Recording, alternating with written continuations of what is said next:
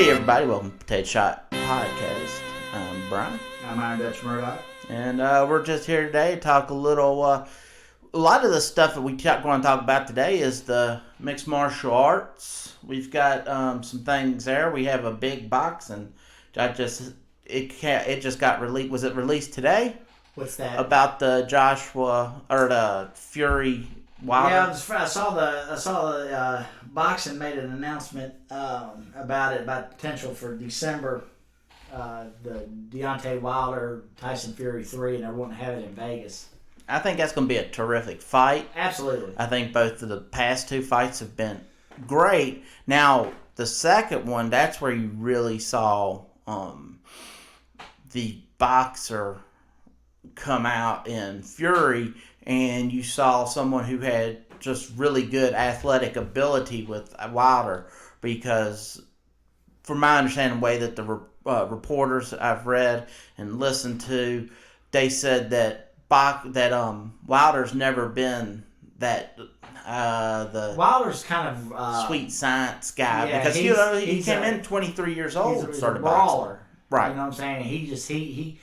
The guy's got cannons on his arms. You know what I'm saying? I mean, he can knock people out, and he's dependent on it. That's served him well in his earlier fights. But then when he got in there against somebody like Tyson Fury, who did have the boxing skills and really put the heat to him, he kind of overwhelmed him. However, that being said, I still think this trilogy fight coming up here is exciting, because, you know, let's remember, man, in that first fight, he put Tyson Fury down how many times? I know at least once, but he put him down twice. Because he put him down, I think, in the 6th round and then the 12th round. Right, and the 12th round's the one where old Tyson Fury did the Undertaker sit-up and, you know, got the whole place electrified. Right. And, you know, that's exciting stuff. So, you know, to sit here and pretend that Deontay Wilder's not going to come into it prepared and ready to go to war, you know, you're talking about this is still anybody's fight. You know, right now, Fury's up 1. You know, the first fight was a draw. Mm-hmm. Fury's got 1, and now, you know, we're going to see if Deontay Wilder can right the ship. But, you know, regardless, if Tyson Fury beats Deontay Wilder in the rubber match, the next fight I personally would like to see is I want to see Fury and Anthony Joshua. Right. Even if whoever wins this match, I want to see the Joshua fight. It would be nice just to... I still think when you look at boxing, the way that it is set up, and the fact that you have all these different promotions and their belts, then they get into the whole, well, we need to, you have a mandatory defense against fighter A, even though everyone's wanting to see the trilogy fight, or they want to see Joshua fight Fury. I'm fine with Wilder having it, because it's in the contract to have the automatic rematch, and it was probably on Fury too. He probably had the same thing. So in turn, I don't really so much have such an issue with that more than I have with promotions dictating, hey, you've got to go over here and fight this person before you can fight that person. And I think that's one thing that the UFC has been smart about, and even Bellator, in any MMA promotion, because a lot of times, even when they work together, like DAZN and Bellator, they don't seem to have that whole thing where, no, you've got to have a Mando defense over here in Japan or over here in Bellator. Right. So I was really that's the one thing, but I'm excited for that's exciting. I'm glad to hear it, because, you know, that's going to be coming right after November 28th. I guess Mike Tyson said it's going to be the Roy Jones Jr. Mike Tyson fight. Yeah. And did you listen to him? He was on Rogan's podcast, and when he was talking, it sounds like they're going to do some type of Masters League of something. That's interesting. And I don't think it was something so much with just boxing, because he was talking about, like, he made a comment like if you saw John McEnroe take on Serena Williams. Now, I know Serena Williams is still an active player. Right. But you could easily start seeing maybe some of these Andre Agassi's take on a John McEnroe just because they've got a name. It brings people's... And really, in the end of the day, if they're not chasing a title, and if they can look good, then you can actually bring eyeballs to the sport that you're playing. I think the challenge you're going to face, though, with a Masters League is at what point does an individual age out? You know what I'm saying? Because they still have to be licensed. They still have to be cleared for, medically to participate. And then, of course, as you start getting older, there are certain risks involved that you don't necessarily face when you're in your, early 20s and so on and so forth. So I mean, it's something that would have to definitely be looked at. And then you got to ask yourself, what would the commissions that provide the licensing and stuff like that, what kind of safety factors would they want to put into it, obviously in the mixed martial arts, I mean, you got Dan Severson who's continuing to be licensed. Now, granted, he's fighting on a smaller scale. It's not like he's fighting on these big events. But hell, even back when Hoist Gracie and Ken Shamrock fought in Bellator, Right. They were older, but they got licensed to go in and do their thing. But it definitely, it will be interesting. And I think that, and let me say this, I also think too, the return, the what's got people talking is I think, like I've said before, people miss that Mike Tyson style character in boxing. You know what I'm saying? There was a time where Mike Tyson was the most feared man on the planet. He was just, it was a great time. He brought a lot of eyes on the product. People knew him. Even people that didn't follow boxing knew who Mike Tyson was. He transcended the sport. And I think what's drawn a lot of the excitement of people like you and me that remember those times, and the fact that he looks great, you know what I'm saying, right now, it's nice to see Mike coming back. But what you don't want to see is you don't want to see him go in there and embarrass himself. Right. You know what I'm saying? Because it's like Chuck Liddell, Chuck Liddell keeps taking these fights, If Chuck would have fought the trilogy fight with Tito back before he got knocked out like he did by Rashad Evans, I don't know that Tito would have beat him. Tito knew that, and that's why he was fine with going in there and fighting. And then when you saw the Chuck Liddell open workout, he did not look like he had anything on his punches. It was just like watching Evander Holyfield. Holyfield's, been in the gym working out, talking about doing a third fight with Tyson, and it would not go well for Evander Holyfield. He looks extremely slow. He fought on past when Tyson hung it up. Right. So it was. I don't know. Like I said, I mean, I think it's exciting because Mike Tyson brings a lot of people like Mike Tyson, whether it be MMA fans, whether it be boxing fans. People like Tyson, and if Tyson goes in here, man, and him and Roy Jones put on a good show and give us what we want. Because let's just be honest here too. Roy Jones is a fun boxer to watch too. So this is a good fight all the way around because you've got two well-known boxers going in here, and if they go in there and they do their thing and give us something to talk about, it could spark some interest in, like you said, like a Masters League. But if it goes in there, man, and it's I think when you're absolutely right. I do think that they've got to have something in place to make sure someone gets aged out, and not just beat out. Because at least when, like for UFC, when someone has hit that moment, they start losing, and eventually they just hang up the gloves. I don't want to see someone, because you're going to find plenty of people out there and plenty of promoters that would gladly take someone who has brain damage, and you can blatantly see they have brain damage, and would say, hey, let's put them in the ring with some up-and-coming kid, or even have them fight some other brain-damaged guy, and then they're going to be, drinking their food instead of eating it because their jaws wired shut and they can't say a full sentence. At the end of the day, it's got to be. At the end of the day, we want to make sure that the athletes are protected. I mean, I understand it's a combat sport and this, that, and the other, but in the same token, I'm not interested to see Mike Tyson go in there and suffer a life-altering injury of some type just for the sake of seeing him box again. You know what I'm saying? Right. So that was the big stuff out of boxing. So then I guess the stuff that came out of the world of mixed martial arts, of course you had a Bellator card on Friday, and then last night was a UFC card. I've missed both of them. So there's really, unless you saw them and you want... So Ed Herman, there was controversy with his fight. Dana White, of course, said it was the most disgusting thing he'd ever seen. Apparently in the second round, Ed Herman took a body shot. I think he sold it like he got hit in the groin. I haven't seen the actual footage of it, but I watched some post-fight interviews.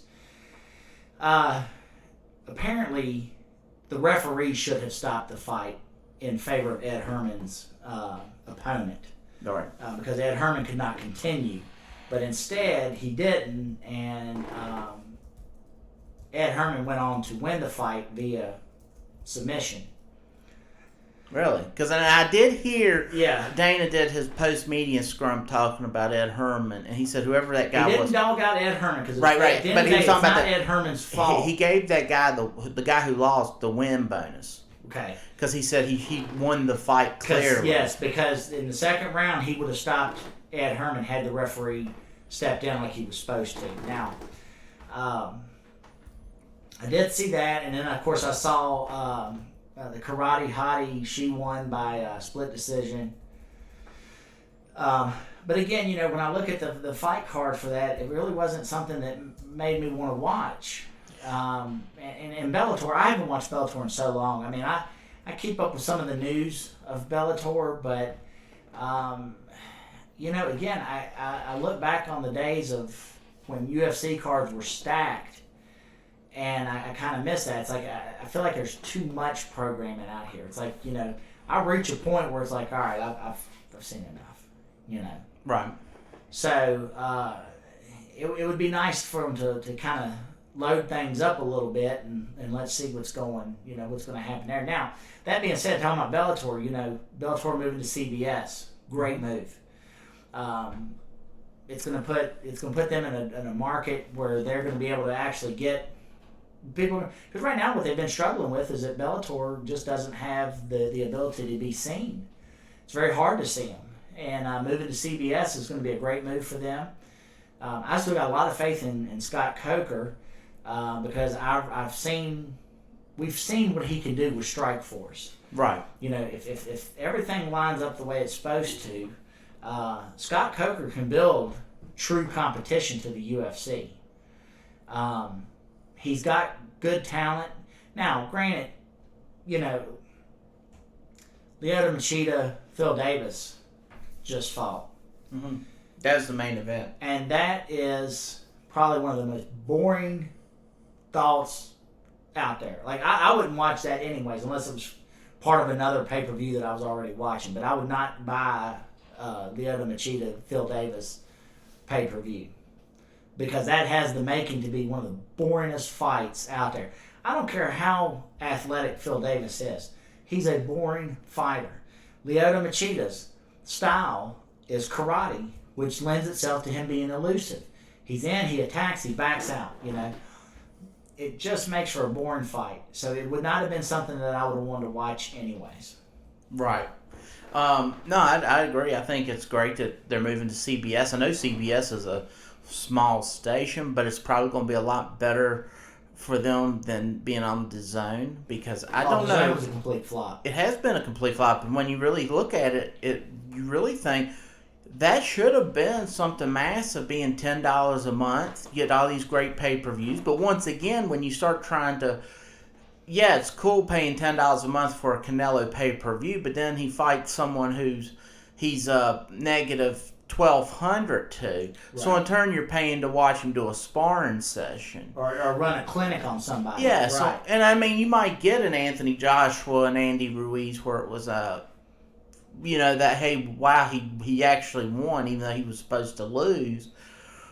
But they come few and far between. Let's be honest. No, I think the DAZN, I don't know. The biggest challenge right now is, when you talk about combat sports, be it boxing, be it MMA, neither one of those sides are willing to forego the pay-per-view because they can guarantee X amount of dollars from pay-per-view buy rates. But I firmly believe if you, say for example, you'd have put Tyson Fury and Deontay Wilder on, let's just say, Big Fox, okay? They could have promoted that and sold advertising like they do for the Super Bowl. And they could have made a killing. And then how many people would have tuned into Fox to watch that fight? Right. You know what I'm saying? And it's like, I think that's where we're missing the mark here. And this is, my opinion, but it's like when WWE went out here and decided to start putting all their pay-per-views on the network. Well, that was a great incentive to buy the network, but how many they didn't quit offering pay-per-view the other way because how many guaranteed buys were they going to miss out on? Right, but they also kept doing the pay-per-views because in some areas of the country the internet's not that good, so the connections. That's why they did offer that. Yeah. But be it here or there, even they would have been smart to put WrestleMania on a major network, or even if it would have been USA, I think you could have sold. Could you imagine WrestleMania on the USA Network? Right. How that would be? That would be huge. It would look great. It would definitely look great. At the end of the day, man, say what you will about WWE, but their WrestleMania events are second to none. Vince McMahon, one thing that he absolutely got right was WrestleMania. And that is, just a huge production. They've turned that truly into an impressive, that's not just an event. That's a weekend. That's an experience now. You know what I'm saying? And that's incredible. Because now you've got, WrestleMania will be on Sunday, but you have all this different stuff throughout the weekend, meet and greets and all this different expo stuff, and just it's all driven towards bringing the fans in. And so wherever WWE lands WrestleMania, it's kind of like the Super Bowl. Right. It's going to bring how many people, tourism, to the area? How many people are going to travel to come see WrestleMania? And then they're going to be there. They're going to be eating at the restaurants. They're going to be staying in the hotels. All this. Well, they do always release the numbers after they leave the city and say, hey, we brought $25 million into the revenue of the city. Right. But like you're saying, you're absolutely right. But that would be huge if they said, all right, WrestleMania is going to be on USA Network, and it's going to be boom. I tell you, it would look good just because people would see it, and it would be such a massive crowd.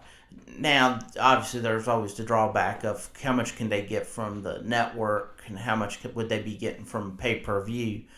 Well, it's all because when you really sit down and they're looking at the numbers now, and they're like, we should have kept the 4 major pay-per-views on, or 4 major shows on pay-per-view, and the rest on the network, because they're losing now money when they do the release of WrestleMania and stuff. Or here's a novel idea: how about just do away with all the auxiliary throwaway pay-per-views?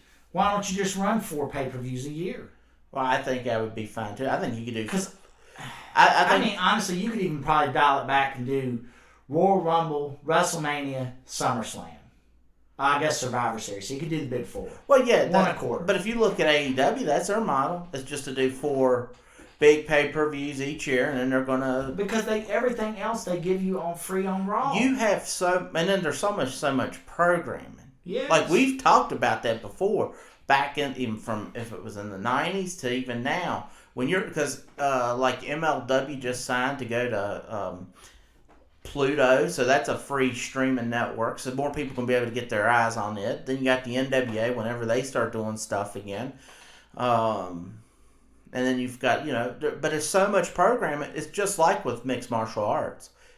Unless you're getting paid to watch it, you're not going to watch it all. You're going to be half in, half out, or you're just going to completely give up on it. And from my understanding, last night's show was solid. Everyone was bragging how great it was. And so in turn, when you were talking about it earlier, about how the card just didn't resonate, yeah, that's typically how it is. Cards that you don't think is going to resonate, they're all barn burners. But now, had I rushed to see it, it would have been up against the cage, laying on the legs, takedown, but no offense, no defense, just pressing against the cage. Well, that's one of the things that just that's MMA. When you start looking past those guys and girls, that's when they fight. It seems like they fight the hardest. So. Right. Talking about WWE, you saw where they've made some more additional cutbacks. Yeah. Gerald Brisco was actually one that they recently let go. Now Brisco actually came out and made a statement about it on Twitter, and he talked about it in his statement that he was absolutely fine with it. He talked with Vince on the phone, and he said that he's at peace with the decision. It was a business decision, but that he said that he'd still be available for talent, if they needed him, for whatever. The thing about it is, you got to look at it, especially in the market we're in right now. They're not bringing in live gate, okay? So there's still no crowds coming in, which is going to impact business as a whole. But they're also still contractually obligated to provide, programming. And so they're doing the best they can with it. But then, you start looking at it from the business standpoint. You don't have live gates, okay? That's going to cut into your merchandising sales, And I know they can, you can still sell merchandise on the WWEshop.com, but how much money were they making at live events selling stuff there at the event? So, when you see that WWE's made some more cutbacks, well, yeah, they're going to have to make cutbacks because, we're still trying to move towards back to normal. You know what I'm saying? It's like, from a business standpoint, you're going to have to. Once things get back to normal, we start bringing fans back in the building, then you could possibly see them build things up. But, some of the cuts he made were part of it was the, setting up the stuff for the live events and whatnot. So, it's like, man, I hate that, for the individuals that are suffering the loss. But, but at the end of the day, Vince can either put a few people on the street and maintain the company, or he can just let the whole thing circle the drain, and then nobody will have a job. That's what'll happen if they don't make proper cuts, and that's those that don't run a business are probably sitting there. Now, granted, the thing is that's real strange is they just had their most profitable quarter, an extremely profitable quarter, and then they're doing these layoffs. Right. But at the same time, in 2018, the story that we read on WrestlingInc.com, and when they were talking about 2018, the live shows were hurting, and no one's coming out to it because they're not making superstars. They're becoming very UFC. I don't know who got the idea. They're not wanting to make. It don't seem like they're wanting to make superstars. They're thinking you're going to come there just to see UFC, or I'm coming there to see WWE. No, you're actually coming there to see Anderson Silva, or But now on the flip side, now WWE is a little different because WWE, you're talking about, they're creating characters. So you kind of got to get that over. But, from the UFC side of the house, UFC's got to be careful. I mean, you're right. UFC needs superstars, okay?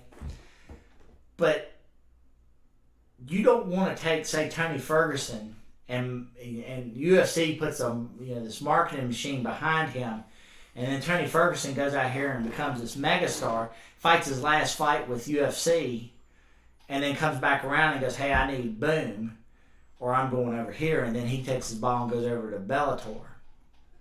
Does that make sense? It does make sense. If Tony Ferguson becomes a star on his own, well, then it is what it is. But there's that fine balance there. You know what I'm saying? I get it, but at the same time, if you're the biggest company, no one knows anything about Bellator. Let's be honest. They don't. Kat Zingano went over to Bellator this past Friday. Her first fight, she won. The only way we know about it is because we actually pay attention to MMA and stuff. Mm-hmm.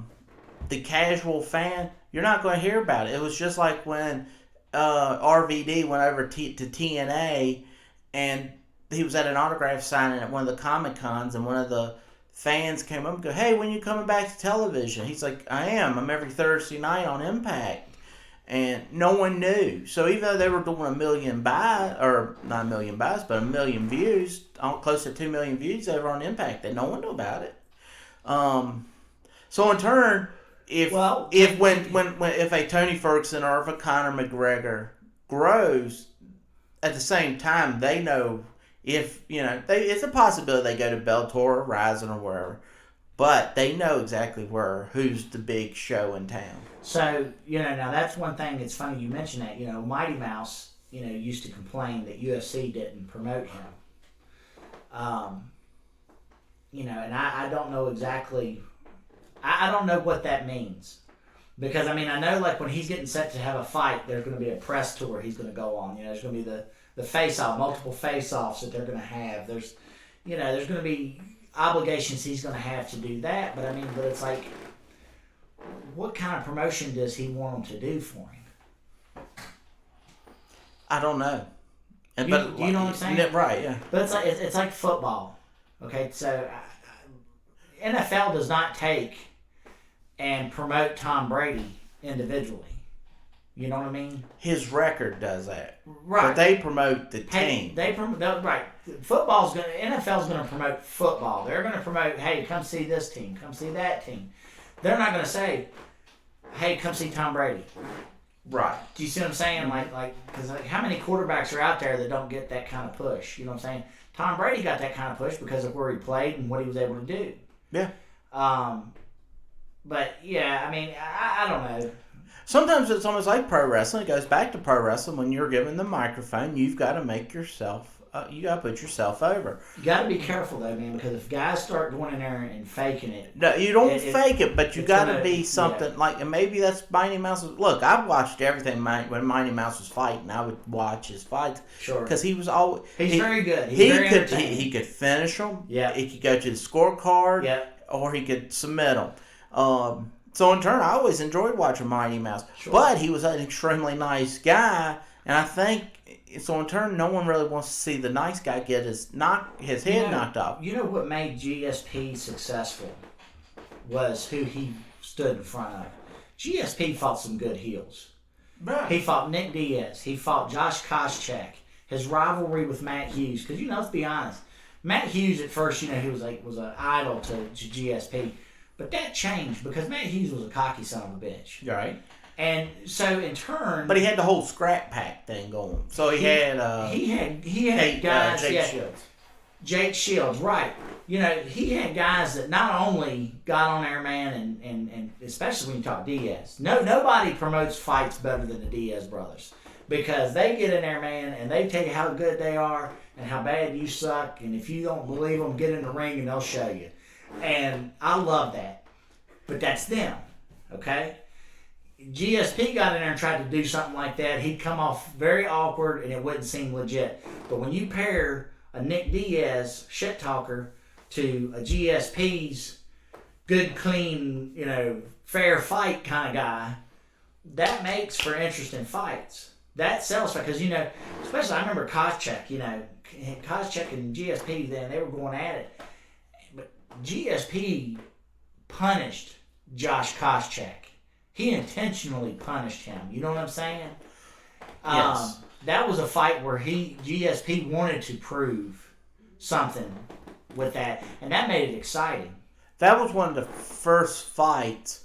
It was after that fight, because GSP just kept doing that jab and jab, and he had that eye was swelled up on Koscheck, and it was closed. And I thought, I was thinking the corner should have stopped it because he can't see, and he just getting punched in the eye. And now years later, now I look back on it, I mean, they could have stopped that. Honestly. They could have. And then you talk about that, and then you look at Big Rig.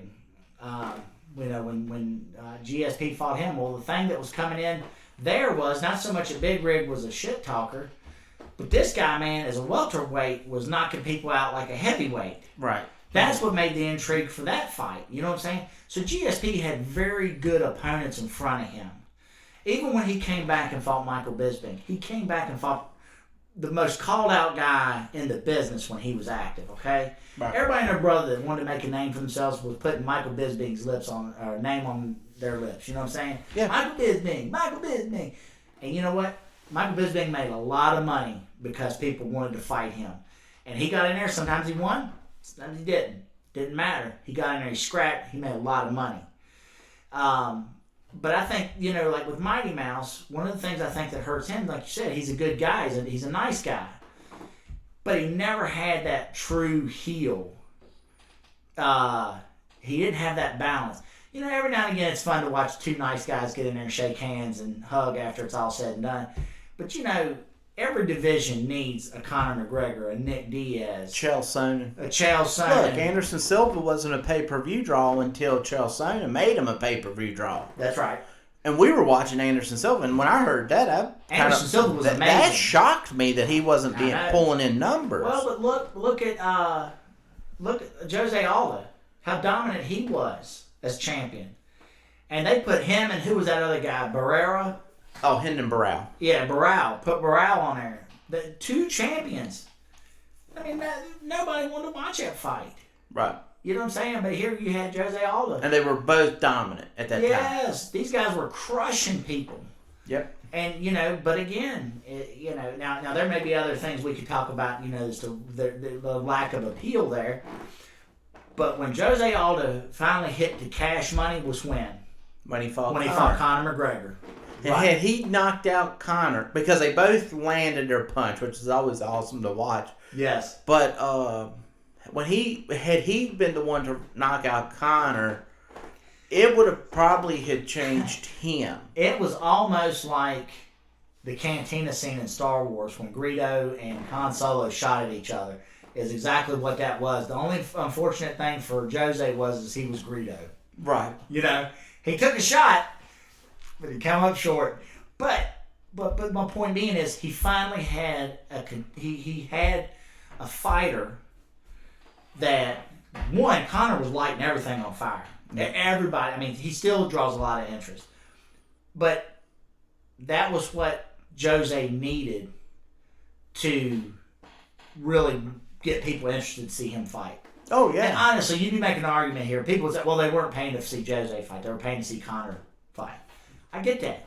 It's fine. But people were paying to watch Chael Sonnen fight. That's right. Anderson Silva, because he made some of the silliest comments out there. He talked himself into 3 title fights? Yeah, on a losing streak. Yeah, he could be on a losing streak.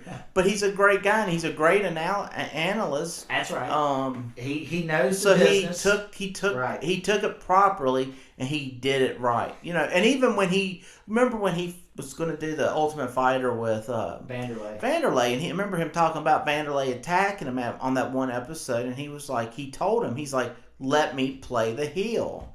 Vanderlei didn't understand. He was playing a heel. He's like, let me play the heel. You're going to be the good guy. Right. And right.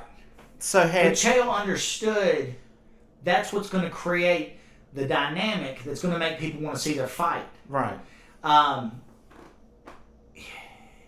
Yeah, I mean, because you think about the one episode that, because who was the team against Connor on the Ultimate Fighter? Because I know it was Uriah Faber and yeah, it was Uriah Faber and Connor.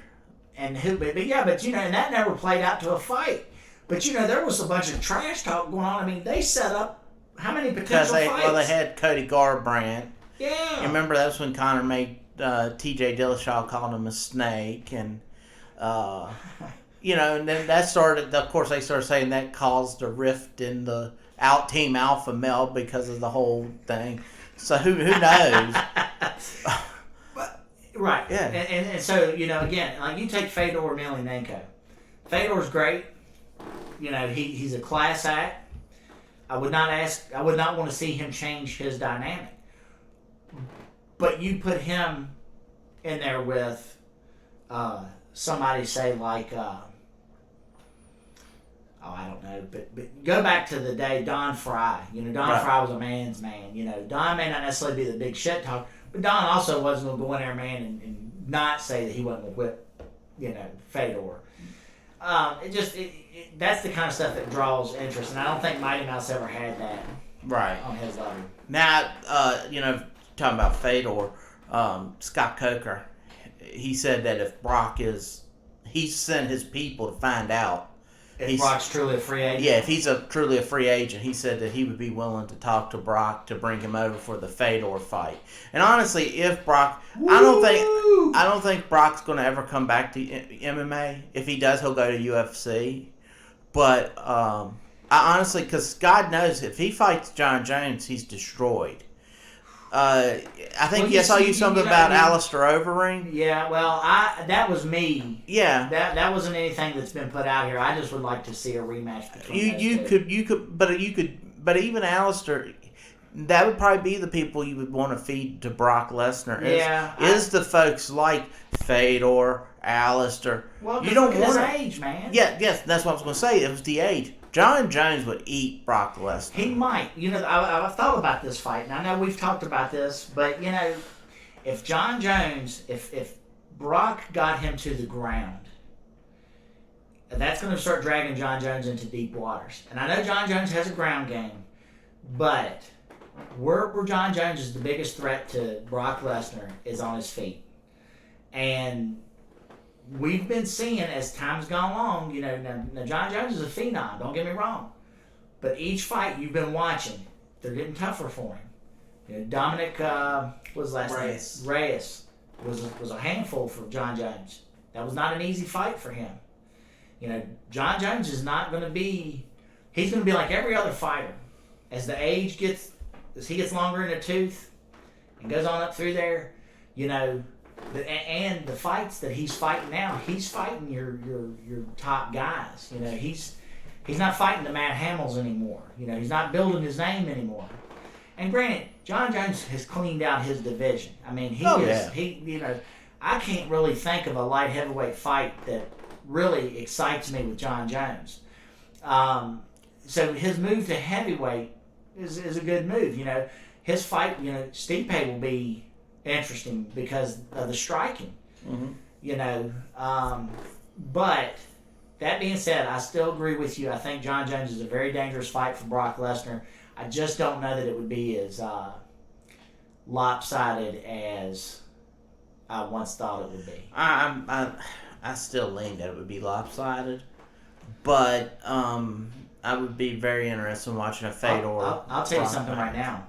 Think about the money that Scott Coker could potentially get for Brock Lesnar, Fedor, now that CBS has got a dog in the fight. If they actually wanted to put money into the product, yeah, absolutely. They could make a bid for him. It's just like, how AEW, they talk about could possibly make a bid run for Brock Lesnar. But then you have to look at what he's making right now for WWE, from WWE. Then you gotta say, all right, we're gonna pay this amount to him, but we make this much from him. So in turn, are they gonna be able to make the investment back? I think you can make the investment back a lot easier. Mate, I think Brock. It's funny. I was thinking about Brock Lesnar here the other day, and it's funny. Brock is almost like the new Andre the Giant. Now, hear me out. Andre was an attraction kind of star. So is Brock Lesnar. Brock Lesnar absolutely would be that guy that you bring in as an attraction because he's huge.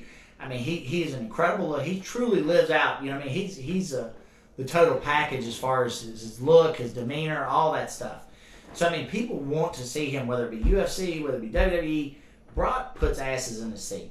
You know what I'm saying? And if this was back in the old days of the territories, man, I mean, Brock, I don't know that he would ever like he probably would hold. He'd be like the Road Warriors. He'd hold a title for a little bit. It wouldn't be anything real long term because he could go and travel. He'd be like Bruiser Brody. Oh I don't remember Brody ever holding a belt. He probably I would did. still say that Brock would probably be more like the Road Warriors. I think there would be areas where he had the strap put on him for a limited time, but he'd be like those guys. He'd be like the Road Warriors, Brody, Andre.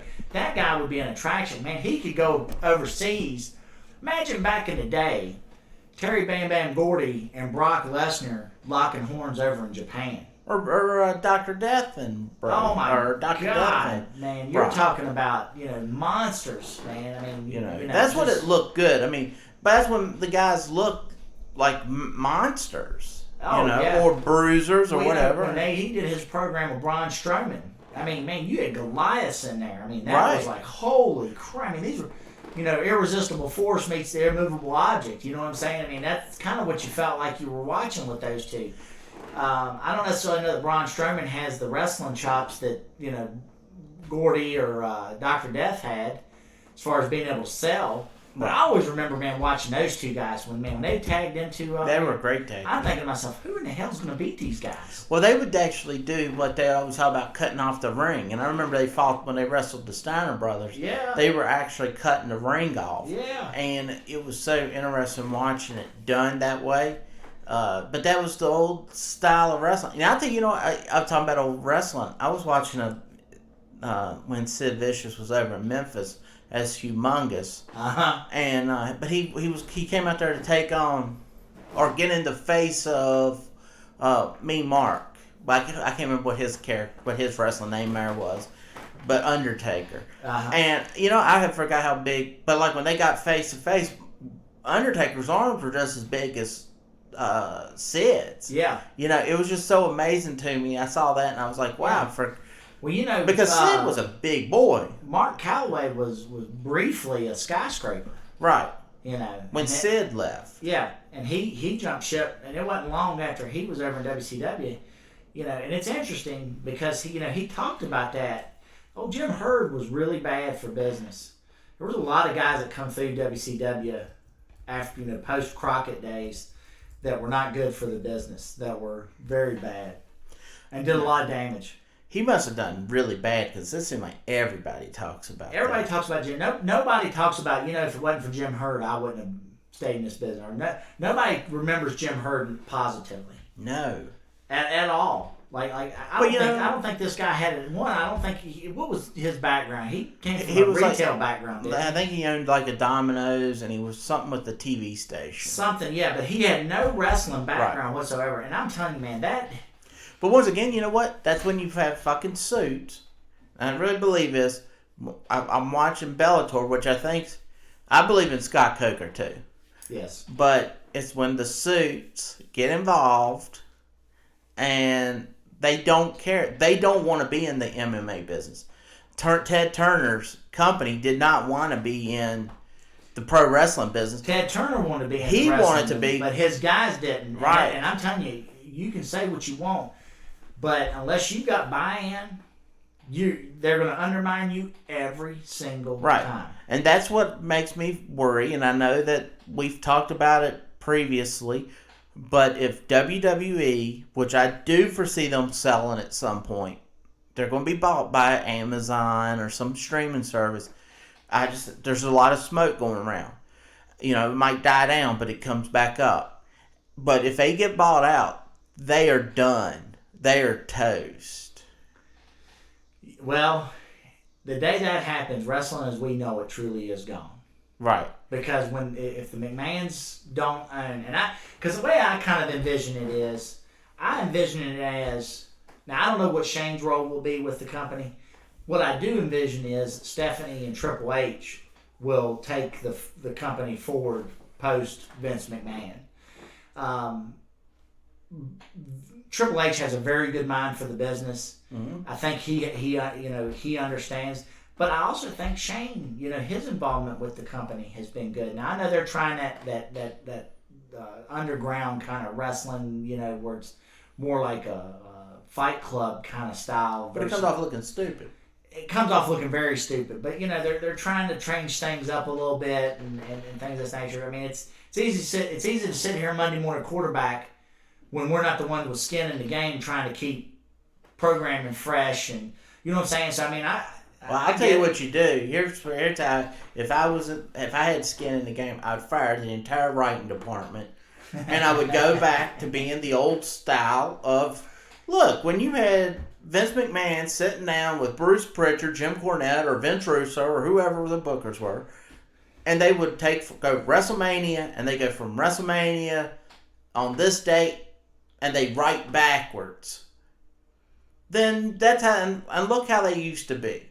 Now, all of a sudden, no one's wearing their T-shirts. No one's real excited about them. Yeah, they do these great big deals, but it's not hot, So, I don't know. I would really like to see something. It's funny. It's talking about wrestling. So I watched this guy on YouTube today, Simon Miller, and he's a workout guy. He talks about different things, and it's interesting. I watched a couple of videos. I don't know if you've seen the infomercial with this guy walking around talking about most people hit their 40s or whatever, and then they, there's this. He basically, bottom line, he's selling a product, and he's selling some kind of a weight loss pill, this, that, or the other. So you got a picture of him? It's got a. Hold on here a second. I'll show you here what this guy looks like. Oh, here it is. So, anyways, I've seen his infomercials, but anyways, what's interesting is an individual commented on the video.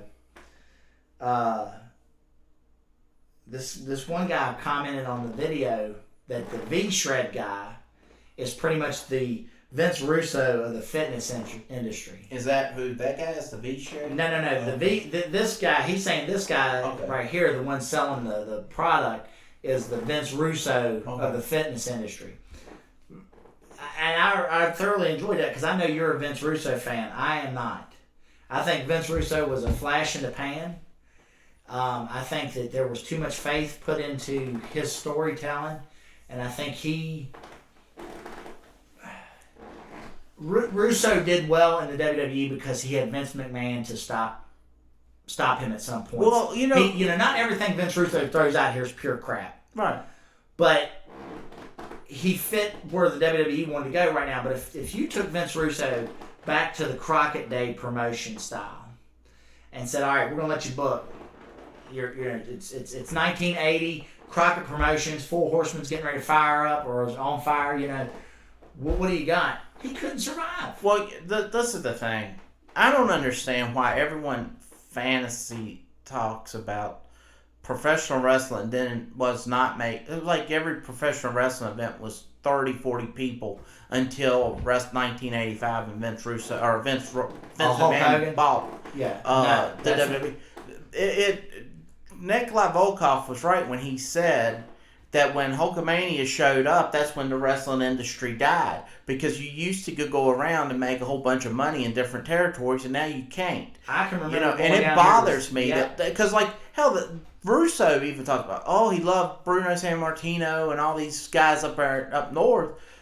He had to have been there. They were selling them out. The place was sold out. Right. Down here in Civic Center. Yeah. They may not be a capacity crowd, but we would have at least double, triple what a WCW house show was bringing for Boogie Woogie Man versus Joe LeDuc in a lumberjack match. Well, it all depends on what era of WCW we're talking about. I'm talking about early NWA when Jimmy Valiant was headlining most of the shows here. But I'm saying WCW, they died Oh, I know. But they used to be, even on a Sunday, it was still half full, well over half full. Right. Because the floor was filled and it was going up into the stage. If they came on a Saturday night, buddy. Yeah, it was full. We had a full house down there. Yes. So in turn, house shows used to mean something. Right. They don't anymore. No, and that's why to get back to what you were talking about with all the layoffs, they said in that article the live shows were in shambles, but like AEW is planning on not doing live shows, like traveling. It's TV based. Well, that's what brings people out. And I think I think that's what WWE's model is going to become. I think so. Is they're going to just start going, why are we going to Roanoke Civic Center? Unless you're going to do TV. Right. Or Scranton, Pennsylvania, or wherever, to get 4,000 people. We can just take and we got to pay all this equipment and the traveling. And you all actually this lose money coming to town. Right. Versus going somewhere for TV. Even WCW, when they were doing TV tapings, were starting to struggle.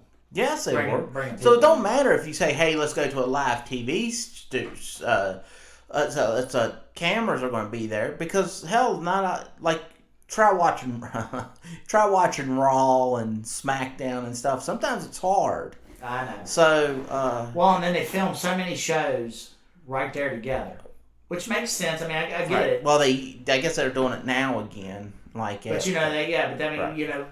I remember they would film shows that we weren't even watching. Right. And it was just like, okay. And then I remember going to see Raw down in Fayetteville, and that was fun because who was it? It was British Bulldog was cutting a promo for a match an angle that hadn't even started to air yet. But they had to. I mean, you know what I'm saying? I mean, they were forwarding the story there. So when you watch TV, but it was funny because we watched him cut a promo on something that hadn't even aired. Right. And it was kind of neat. And that has to be hard because they said WCW and WWE would do that too. Like they would have because I just heard they had Lex Luger walk to the ring with the World Championship, and then he didn't. I don't think he announced him as the heavyweight champion. He just came to the ring wearing it. And he held it up.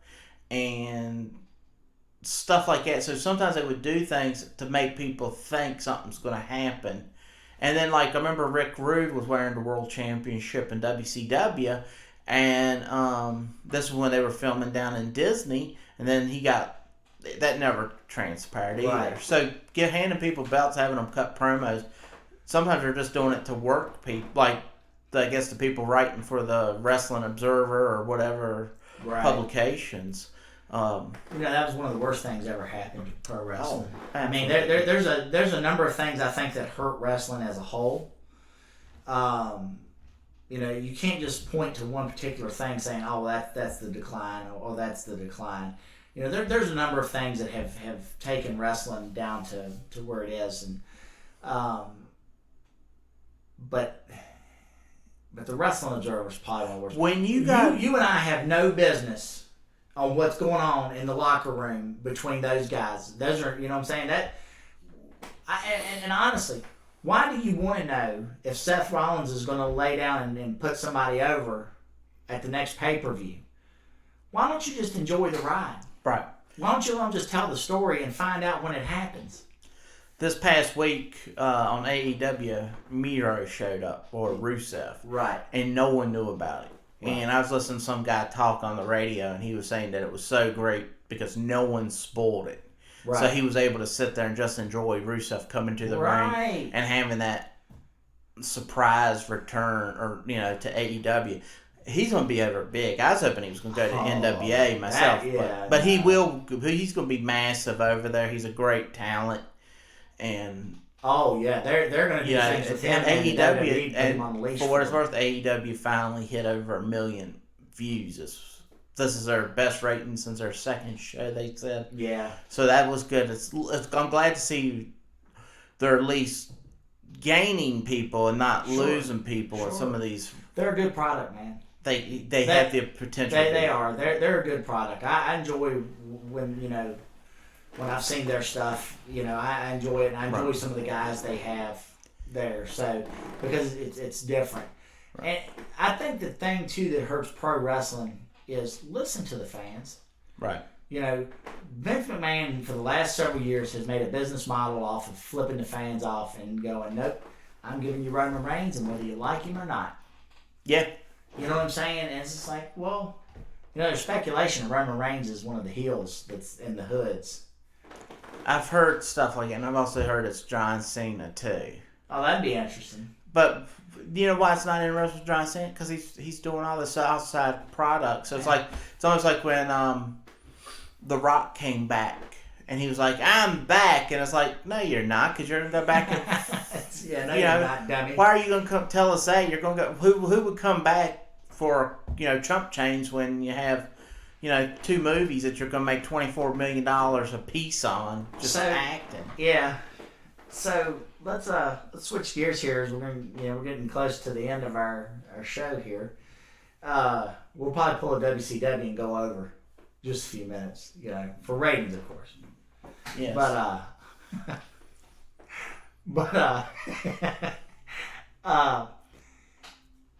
What? So I watched an interesting video on YouTube by this guy. The channel's called Company Man, and he did a really interesting video talking about GameStop and he talked about how GameStop rose to prominence, and then how they're on a steady decline right now.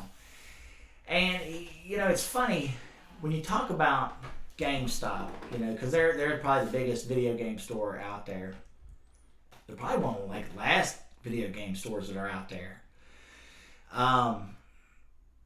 It's almost like talking about the video rental business, like Blockbuster. You know what I'm saying? Mm-hmm. It's interesting because Babbage's.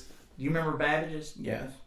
So Babbage's and software, etc. And there was a couple other, but anyway, all these different companies. He breaks down the time frames and when these companies merged and when they were bought and all this other stuff. But Babbage's kind of was, Barnes & Noble, they bought, I think, Babbage's.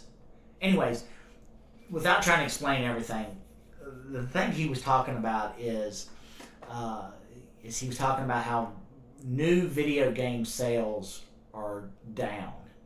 And when new video game sales are down, pre-owned video game sales suffer. Because if you don't have new games coming in, right? You see what I'm saying? So if you're not buying the latest edition of Madden whatever, then you're not going to have Madden whatever to resell.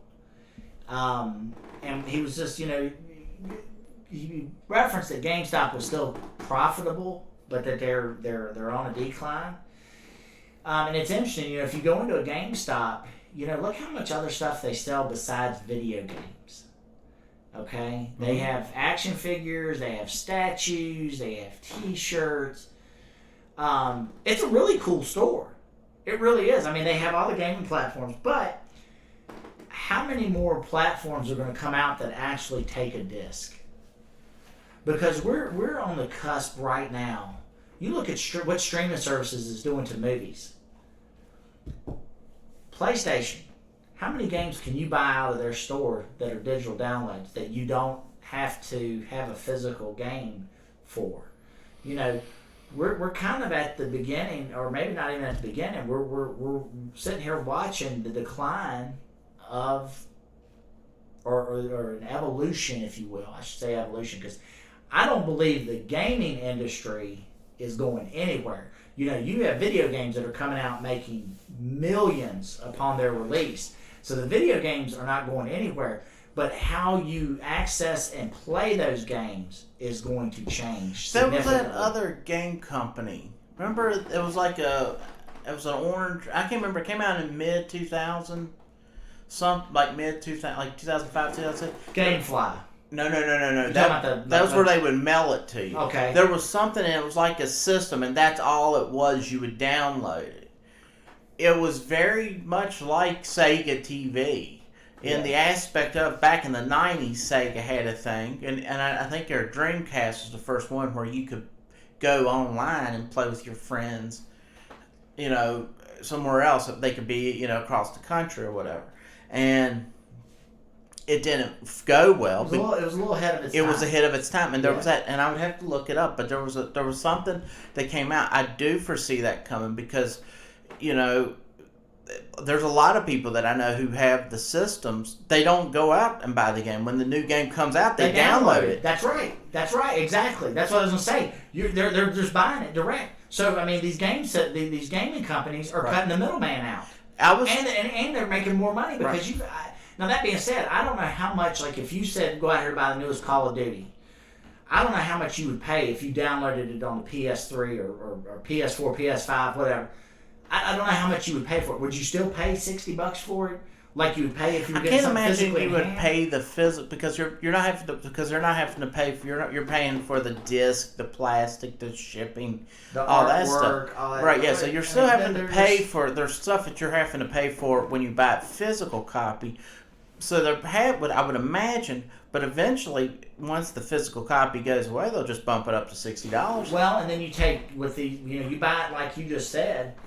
When there's an update, how long can they keep one particular game going as they keep pumping updates and new content for that particular game? Keeps people playing. Well, if you remember Call of Duty, I remember I can't remember who told me, but they said that like Call of Duty was made by two different. I don't know how it is now, but it was made by two different spots. So this company was making it, so it would release a new game, and then this company would, when after a year or so, this company would be releasing their version of Call of Duty. So this one's World War II, this one's in Afghanistan, and then you go over here, and now we're back in World War II. But still, it's keeping it fresh, and it kept it going. Yeah. So no, I do foresee that coming. It sucks because it's almost like going to like I used to like going to Blockbuster. I remember when Netflix came out, and I said I wouldn't go on Netflix because I couldn't understand it because it's like I wanted to go and hold the box physically and look at the art. It was like looking at a CD case. So yeah, and you could read it and stuff like that. And it's like if you can continue to try to do that, it's very easy. Well, it's not very easy. It becomes a chore. That's what I'm trying to say. It becomes a chore to have to go out and find an actual CD, to get the artwork, to look at the thing. It's like, screw it. Then your car my computer don't have a disk drive. My car don't have a disk drive. Right. So in turn, I have to play it in my DVD player. Right. So, it's funny because I look back to everything that growing up I really enjoyed, Like if I went back to a 16-year-old me, I'd want to go to Camelot Music, or now FYE. I'd want to go to the music store or record exchange. Go to the movie theaters, video games. You had to go to Toys R Us or Babbage's or somewhere like that to buy the video games. Comic book stores. There's one comic book store here in the valley. You know what I'm saying? And what happens when that individual goes away? There's going to be no comic books in the Roanoke Valley. Well, you used to go to the 7-Eleven and there would be a rack of comic books. I don't think they sell them. No, they don't. And then you could go to. Remember, you go over to Of course, going into a 7-Eleven is taking your life into your own hands. True. What a great nationwide brand, but. Good luck. Yeah, it's a war zone. But but they don't have comic books. Grocery stores don't have comic books. You can't find them anywhere. No. I was just talking this past weekend, and I was just saying talking about Bill and Ted, and I said that right there to me was the game changer. We really saw it because I said it was $20 to rent, $25 to buy, and I sit here and I think to myself, like, why didn't I just go and pay the $5 and pay for it? Yeah. And it would just be on my iTunes. Yeah. And that's what I'll do next time. Sure. But be it here or there, when I saw that, it has completely destroyed, because like I don't care about the theater. It's been a huge hit. It's been a massive hit because they said that iTunes number one. It came out at the last couple days of August. And it did so well. It was the number one movie for iTunes, Google Play, Amazon, and another streaming service, at least. And so And it made like $1 million plus out at the box office, but you got limited seating. There's only so many theaters that are open, so you can't really sit here and go, "Oh, that sucks that it only made $1 million." As I was talking, but you're talking about at a time where movie theaters not operating the same capacity that they were. And even if they went back, even if they went open up tomorrow and say, "Let's let everyone in," as I was saying, I said, now with the studios signing this agreement that 17 days from theater to VOD possibly, there's really going to be very few movies that I can think of. You're going to be hard pressed to bring people in. Yes. And that's going to drive movie theaters out because what did they say? It was like the first 2 weeks, 3 weeks of a movie release, most of the profits go back to the studios. And the theaters don't really recoup that until after they've been to what was it, 30 days or something like that? It's like I think it's 80% goes to the studio first week, and then it goes down to 50% second week, and then it's like 20-30%, and then it's like 30% on the third week. Well, shit, by the time it gets to the third week, it's already on VOD, so no one's coming out there to watch it. Well, that's right. Now, granted, I know there's going to probably be movies like Avengers Endgame or something where they'll say, "All right, you want to see it on the big screen." They might. It'd be nice to be around people to watch it, but honestly, if I could just pay $20 to sit here and just get with a few folks that I would be watching a movie people with you go anyway. To the theater with anyway. Yeah, right. Why wouldn't I just pay me and you put in $5 each? And then get a couple more people, put in $5. Honestly, it was a blast. We went and ate at Texas Roadhouse. Yep. And then we came over home, had an adult beverage, and watched some Bill and Ted. It was great. Yeah. That was a very fun night. And that's so. Tell me, you can't do it. Yes, do I think movie theaters are going to die? No. Maybe not on my watch. No. Not while we're alive. I think they're going to thin out. They will thin out. I don't think you're going to see them go away, but they're going to thin out. It's like the newspaper. The newspaper is. It's in hospice care right now. Right. Okay.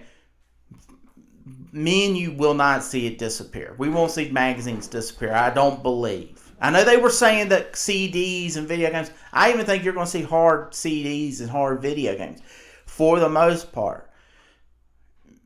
When probably in about 1 or 2 more generations, we're going to be dead and they're gone. Because what's going to happen is the industry is going to say, you're not buying the new X album on CD. You're only going to be able to stream it.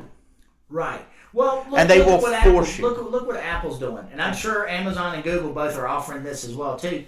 I pay $15 a month, and I have Apple's entire library available to me anytime I want it. I'm not burning CDs. You know what I'm saying? I'm not. I can make a playlist. I can download it to my phone. I can share it with other people. Because I got the family plan. Mm-hmm. You know what I'm saying? But why would I go out here and pay for a CD, which I've got to store, and then like you said, the capacity to be able to play it. Now I will tell you one thing: I do enjoy the fact that it's made a resurgence, and I do enjoy listening to are actual record players. Because I've got a record player, and I enjoy listening to a record and actually the feel of putting the needle to the record, and you know what I'm saying. So that's kind of interesting in a day and age where MP3 and streaming rules the day. Something as nostalgic as record players have come back, but of course a record is what, $50 now? Yeah, you can't. I mean, it's going to be. So it's very limited what I'm going to choose to spend my money on. Right. I remember just getting. I think it was "Slave to the Grind" by Skid Row. Going upstairs, and then you sit there and you slide it into the CD player, and you sit there and you read the lyrics to certain songs, and you're looking at the artwork, and I miss them days, and kids aren't going to know about it, but that's just the way that times are changing. But I'm telling you, everything that you and I growing up enjoyed, from pro wrestling to comic books to music and movies, they're evolving, they're changing, and it's not the way it used to be. Right. So you can do two things: either you can complain about it, or you can get on board and change it. Because there are elements though that it makes me sad, because like the comic industry, Well, that You know, makes that makes me sad because I miss going to the theater. Yeah. And you having that where everyone's just loving Pulp Fiction, just the comedy. You know, when Marvin got his head blown off. You know, that wasn't a scene that people were supposed to laugh at, but everyone was like shocked, and they all started having a nervous laugh or whatever. Yeah. And it was like this was, and then I remember watching Team America. And they were singing that very first song that they open up with.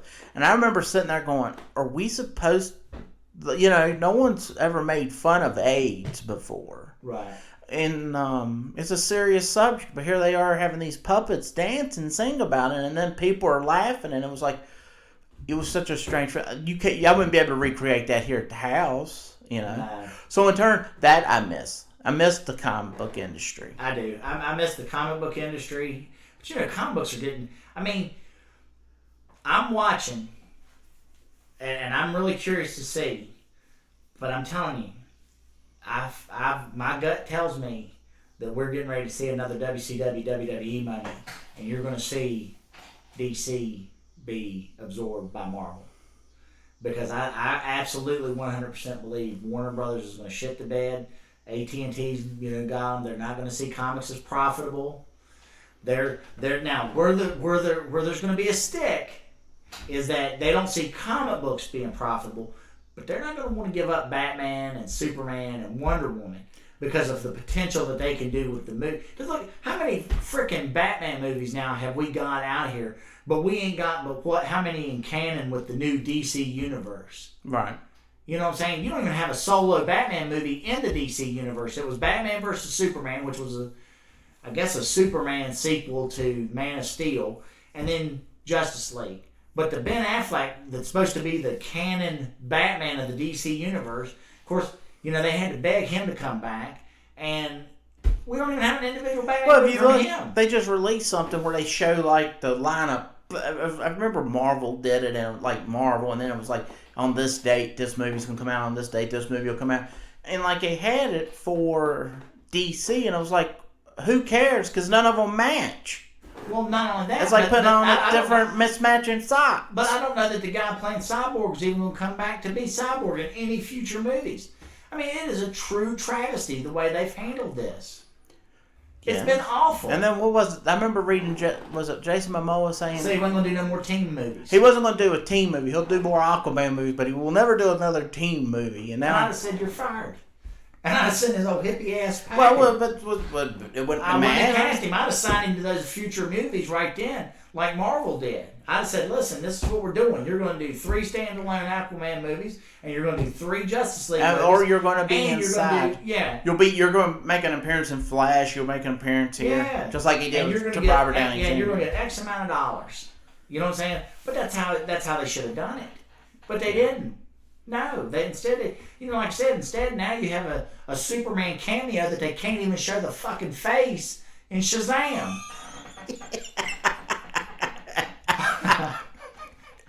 That garbage. And that, if the director put the suit on and walk on, you could have saved yourself thousands. The Shazam. What was that? Henry Cavill? I don't even know. No, obviously it was a suit, and obviously since the suit has the abs and the chest. Yeah. And the arms, you can put anybody in there. Right. So it don't really matter. And it probably was the director, because if you remember in Ferris Bueller, when he calls Cameron and it goes to the answer machine, and you see the hand slip down and he hits the answer machine. You remember that thing? Well, that was John Hughes. Because he said that he didn't like how that guy was moving his hand when it slid out of the sheets and hit the button on the answer machine. And that's all it was seen was his hand. There was nothing else. The hell? And could you imagine you're an actor and the director keeps telling you, no, do it again. Not like that, stupid. Do it this way. How are you? Get up. Have you never hit a button before? And you want to be an actor? You're a disgrace. Get out of that bed. I'll do it myself. And I bet you John Hughes was editing it and was just sitting there. It's like, this movie's all done, but this one scene keeps nagging me. He don't know how to hit a damn button. That's what he's doing right now. You know, so he had to get in his car and drive over there. We're doing a reshoot. We're doing a reshoot, damn it. Give me the same sheets now. I'll do it myself. Yeah, just like Bill O'Reilly. We'll do it live. So, all right, we're at the 1 hour, 14-minute mark. I think we're going to go on and call it a day. We didn't talk about Conor McGregor, but who cares, because that's just bad. Yeah, that's just bad news anyway, so go look it up yourself. Hey, where there's smoke, there's fire. Yeah. I'm going to say, it's the first time you've been accused of this. So if you're interested, look it up. Conor McGregor's new allegations against him. All right, so if you're good, I'm good. So until next time, I'm Brian. And I'm Angelo Mosca Jr. And we will see you later. Thank you all for listening to the Potato Shop Podcast. You can listen to us right here on Podbean, Spotify, SoundCloud, and we're getting all the other podcast platforms set up as we speak. Then you can also follow us on our social media outlets. Instagram at Potato Shop Podcast, Twitter and YouTube, it's at Potato Shop PC.